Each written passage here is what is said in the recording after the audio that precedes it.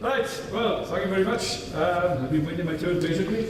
I'd like to start with some thanks. And first of all, I'd like to thank the Nuffield organisation for giving me the opportunity and for proving that their selection process isn't foolproof by allowing the fool to slip through the net. That's another story. And second of all, I'd like to thank the Royal Welsh Agricultural Society for kindly sponsoring my Nuffield, for which I'm eternally grateful.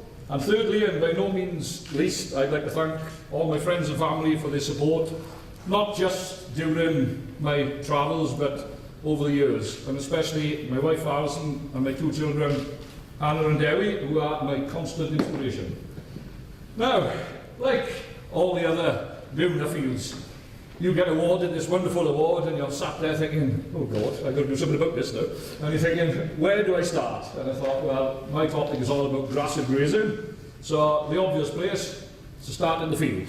Right, now this particular field is a pub in the middle of Kilkenny in Ireland. And so I thought I'd better seek it out and look at its pastures. And it was interesting. It was whilst I was in this pub, which was on a wet Tuesday night, and I stumbled across this old boy sat by the bar, and I think he'd been on the Guinness for a while, and he came up with this very profound statement. It's amazing how often you get profound statements of drunk people, but this one, because he made this grand statement that the whole of civilization had been built on 6 inches of soil and some rain. And I thought, yeah, okay, I just sort of left it there. But then, as I started wandering around the world, and looking at grass and grazing, the soil thing just came back all the time after time. Wherever I went, it comes back to the soil. And I very quickly realised that he wasn't quite as dull as he seemed. And I came to the conclusion that there is actually only one type of farmer. That's not a whinging one, it's not a poor one, it's a soil farmer. It doesn't fit on there. Anyway, right, so we'll put these slides together. But because it doesn't matter whether you're meat, milk, fruit or veg, it all starts down there. Every single one of you can trace everything back to the soil. And I don't think enough people across the board put enough emphasis on this. And it was something that just kept coming back to me time after time, wherever I went in the world. And during my travels looking at the grass and grazing, there were two of my key main findings were the absolutely critical nature of soil fertility and the roles of soil organic matter, soil organic carbon, your soil life, get your pHs and everything right. That was absolutely critical. Soil fertility, massively important.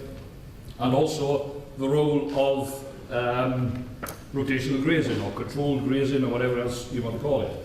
And funnily enough, a lot of people asked me where I was going, and one of the places I wanted to go was Texas. And everybody was thinking, what the hell are you going to Texas for? Look at grazing.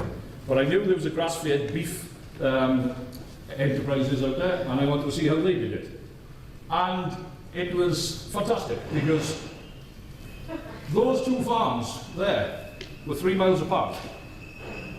Same location, roughly, same rainfall, same everything. The one on the right had heaps of green vegetation. The grass up there was a bit different from ours, but it was green and it was edible. And the one on the left was typically what I had in mind of what I was expected to see in Texas. And the chap on the right there was just obsessional with building up soil fertility and soil organic matter, and one of the key elements of doing that was his rotational grazing. Because he showed me pictures of those fields 10 years ago, and they didn't look dissimilar to that. And all that he did initially was he fenced off 5-6 acre paddocks all over the farm, put a pile of hay in there, because obviously there was not much to eat, cut the cords, and then he was just chucking 300-400 cattle in there for a week. And what that was doing, they'd eat half the hay, they'd trample the other half into the ground, but he was concentrating the nutrient loading. Because you can imagine, if you've got this farm on the left, they might eat something down here, they might have to go half a mile to find something else to eat. So there is no soil, there's no fertility being put back into the soil. And he did that for 5 consecutive years, and the 6th year he didn't have to put any hay out at all, because the soil fertility had grown so much that he was able to grow crops himself to maintain the animals. So, okay, he had 90 of these paddocks, so he grazed them 4 times a year. But his stocking rate had increased massively as a result of it. So it really, really highlighted in one shot, in one afternoon, everything was summed up. I could have come home and stopped, but I was enjoying myself, so I can't but that just said everything for me. But it wasn't, obviously, the best example I had of soil fertility was this picture here. I don't know if you can see it well enough, but this was a farm I went to in New Zealand, and you can see the worms. That was just me cracking open the soil, and I actually counted 42 worms in that spadeful of earth. Now this farmer was a dairy farmer in the Waikato. He put 50 kilos of nitrogen every year in the spring, and that was it. And he was growing 17 tonne of dry matter across the farm. And to put that in perspective for people who aren't into tons of dry matter, that's about 3 times the amount of grass that the average UK farmer is growing at the minute. And he was doing it with 50 kilos of nitrogen and fantastic soil fertility. So, and again, a lot of people, you start talking rotational grazing, controlled grazing, etc., and they think that it's just the domain of the dairy market. It works everywhere. Whatever sector, whatever livestock you've got, rotational grazing works. Here are 2 examples again from New Zealand. I don't know if Rob is here, but there's a good advert for his Wairiri Romneys. There we are, Rob. And, they were rotationally grazing, and you had the rotational grazing, the cell system, techno systems as they call them, on the right-hand side. Both of those were well over 1,300 feet above sea level. So it works on all livestock systems. The problem you get, and I'm finding it now, coming back now, thinking, right, I want to move into the beef and sheep sector, trying to get beef and sheep farmers to agree to move animals twice every 2 days. You'd swear you'd ask them for the family jewellery, like, you go in there and say, 2 days, I'm moving every 2 days. But the benefits are massive. This techno system here was half of that farm, was in the techno system, the other half wasn't. I said to the farmer, right, what's the difference? You're farming half the farm with a more conventional type grazing system, and half the farm with the techno system. And he said, well, it's interesting, because he said, on one level, he said, there's no difference. Because he said, we finish them at the same age, the same weights, the same grades, and we get the same money. So I said, right, where's the... He said, the big difference, out there, we stocked at 1 bull to the hectare, in here, 3.2. So on the same acreage, he could grow over 3 times as much beef, purely by extreme rotational grazing. And that was fantastic to see, and that was right up on top of the mountain.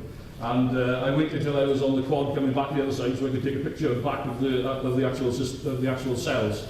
But it was absolutely amazing to see.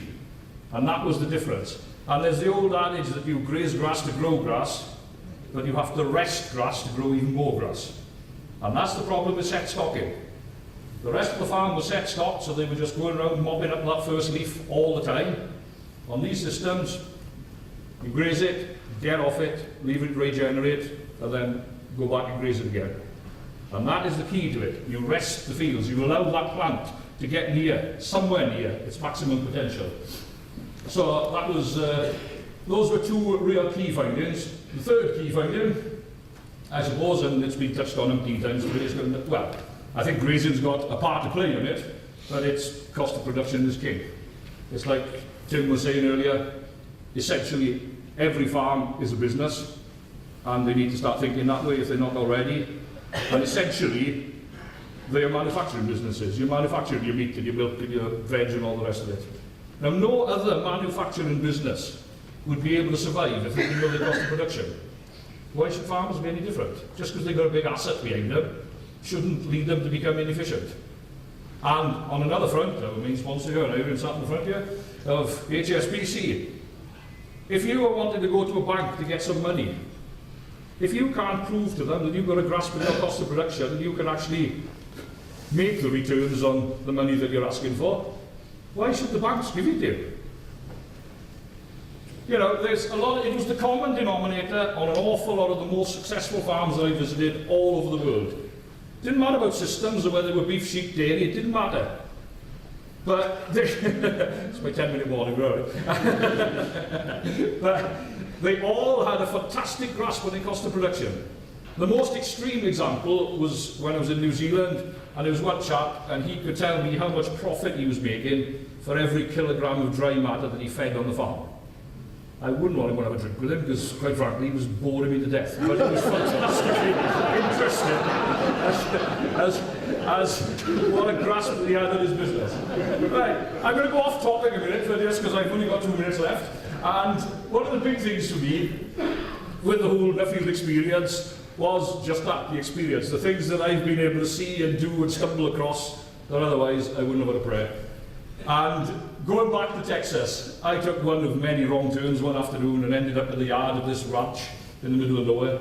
And it was owned by a chap called Steve Ferguson, and he had a fantastically interesting sideline, or I thought it was anyway, because this bloke, this works, his hobby was breeding rodeo bulls.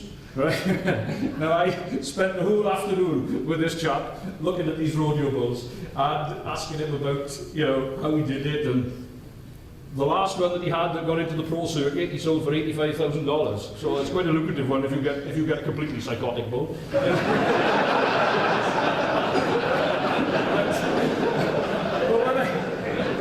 It was funny because when I went there, I was talking to him and we were having a chat, and he said, "Oh, he said, I got some in the field round the back."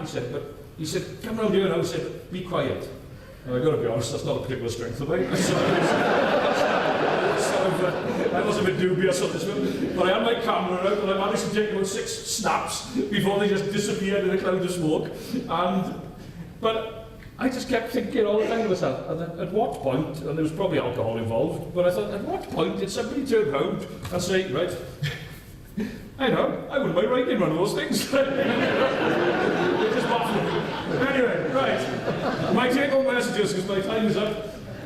Basics builds businesses and simplicity signals success. That's one of the things that I've latched onto. And the second one is, because it's old doesn't mean it's wrong, but because it's new doesn't mean it's right. I will bid you all farewell and hope you enjoy the rest of the conference. Thank you.